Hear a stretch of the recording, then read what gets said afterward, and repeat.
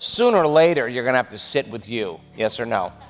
I could spend the rest of the day today showing you brain scan after brain scan after brain scan of people who healed themselves of anxiety and depression just by sitting with themselves.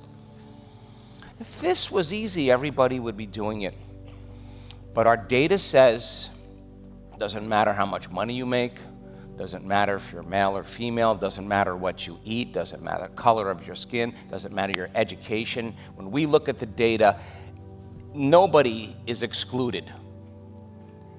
So then, by you sitting in the fire, that's you disentangling from the program. And I told you it takes an enormous amount of energy, an enormous amount of awareness to constantly catch ourselves from going unconscious, and yet that is the act of becoming more conscious.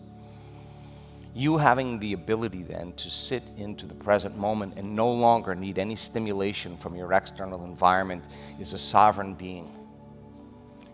To disinvest your attention and energy away from the material world and put it on the immaterial, forget about your environment, you'd have to overcome a lot of addiction to the hormones of stress that keep us preoccupied with the outer world.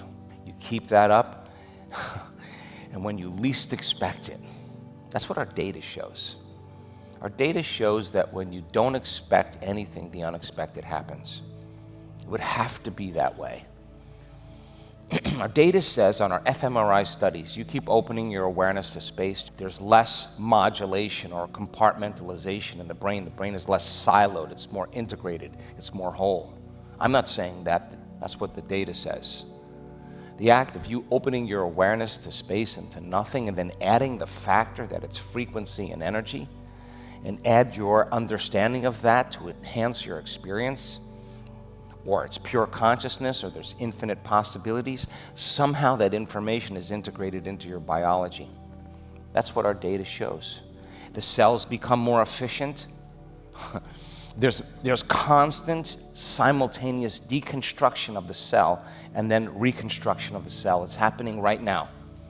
Out with the old, in with the new. There's a change taking place on a cellular level, and the cells are more efficient. How much more efficient? The difference between burning a log and rocket fuel. Cells are just working on a very, very more efficient level. 63 different diseases that we studied all have pain. One intervention, a week-long meditation, and 100% of those people were making their own endogenous opioids. 100% of the people were reducing pain in their body, independent of their disease, by doing nothing, by opening their awareness to that force of life. And there's more life in their body. So much more that they grow new areas in the brain. The brain flourishes. New neurons are created. There's information in the blood that creates a fertilizer of growth in the brain. You can be 15 years old, or you can be 92 years old.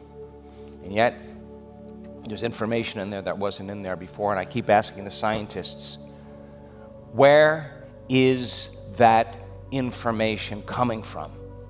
Where is that chemical coming from? They're not taking any morphine, but it looks like they are. They're not taking their own anti-carcinogenic chemotherapy, but it looks like they're taking something that's reducing their cancer. Where is that information coming from?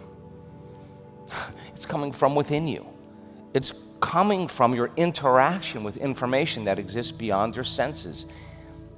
And I know it's hard to comprehend, but you have to understand that this isn't it.